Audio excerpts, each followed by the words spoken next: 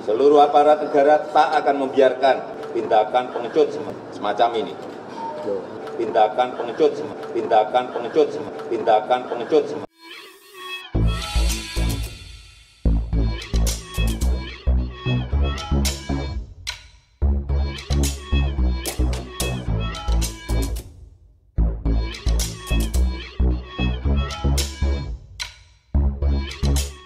Tonton video ini sampai selesai agar Anda tidak gagal paham.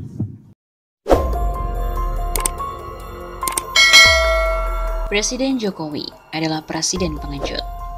Sampai saat ini pemerintah tidak juga merespon penembakan 6 laskar Front Pembela Islam oleh kepolisian yang saat itu terjadi di Tol Jakarta Cikampek pada hari Senin 8 Desember yang lalu.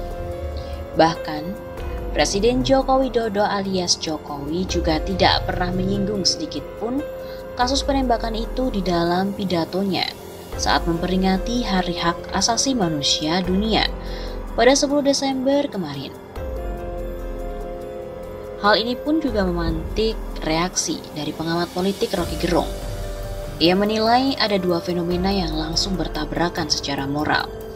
Ketika Presiden berpidato di Hari Pelanggaran Hak Asasi Manusia Sedunia, Indonesia korbannya banyak sekali dalam segala macam peristiwa. Dan yang terakhir, peristiwa ada di kilometer 50. Presiden pun tidak mengucapkan satu kalimat apapun. Menurut Rocky, Presiden seharusnya merespon kasus penembakan itu, sebab kasus tersebut juga melanggar hak asasi manusia. Apa dia nggak punya TV? Apa dia juga nggak baca koran? Apa dia nggak punya pembisik? Apa dia juga nggak punya kemampuan untuk menghadapi masyarakat sipil? Karena masyarakat sipil lagi marah soal HAM. Ini sih namanya presiden pengecut. Begitu tegas pengamat politik Rocky Gerung. Lebih jauh lagi, dosen ilmu filsafat ini juga menilai upaya membekuk Habib Rizik Syihab merupakan pesanan dari istana. Sebab istana melihat Habib Rizik ini sebagai ancaman yang karena mereka menilai bahwa Habib Rizik memiliki banyak pengikut.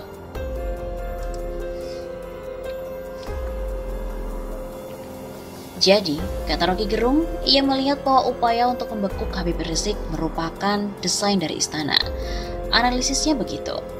Dan ketika itu terlihat dari mereka yang berkumpul sejak kedatangan Habib Rizik. Mereka pantau WA-nya, kemudian teleponnya segala macam.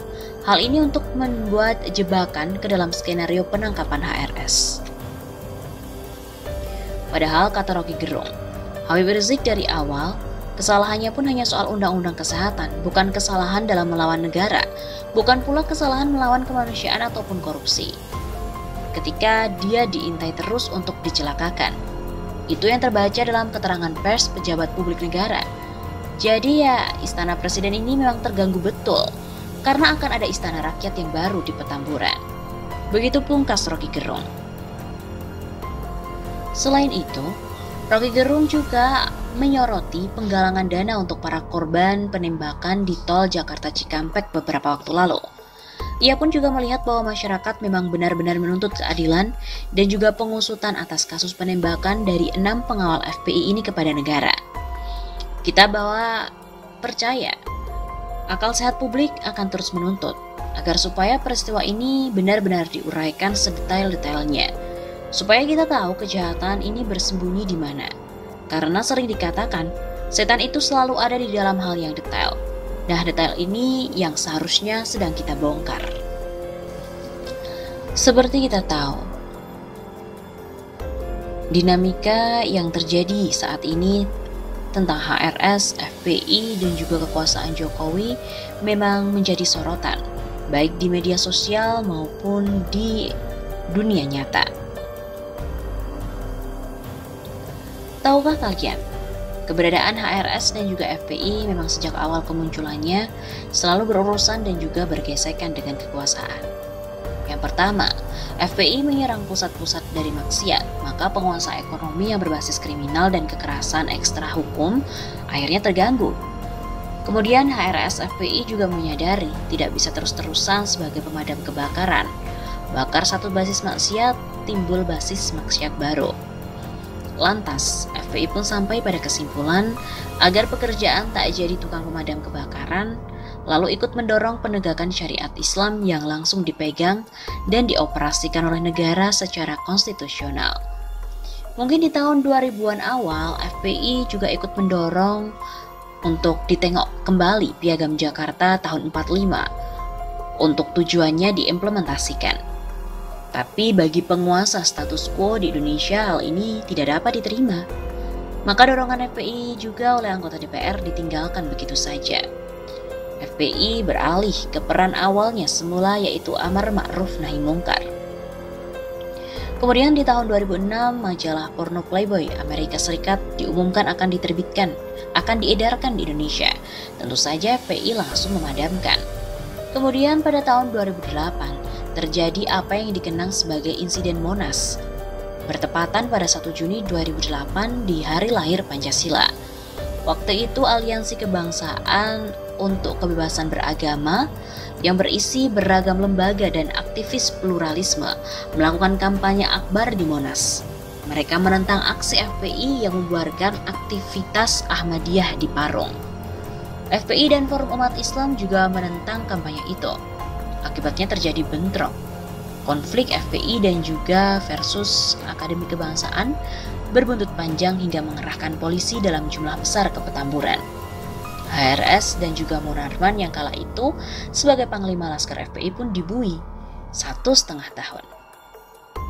Tapi keberhasilan paling dikenang dari gerakan mobilisasi FPI yaitu Aksi Bela Islam 14 Oktober 2016, 4 November 2016, dan 2 Desember 2016. Kenyataan berkumpulnya massa yang diperkirakan mencapai jutaan orang merupakan satu hal yang ajaib. Hal itu juga menepis asumsi selama ini HRS hanya didukung oleh sekelompok kecil kaum radikal. Faktanya, HRS memang merupakan tokoh sentral dari aksi massa yang bisa merontokkan Ahok dari panggung kekuasaan.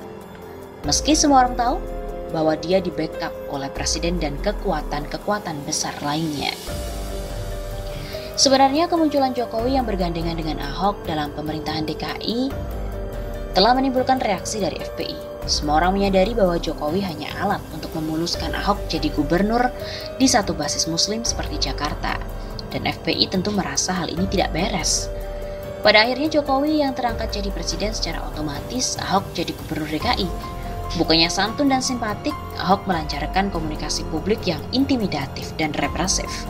FPI pun melancarkan perlawanan.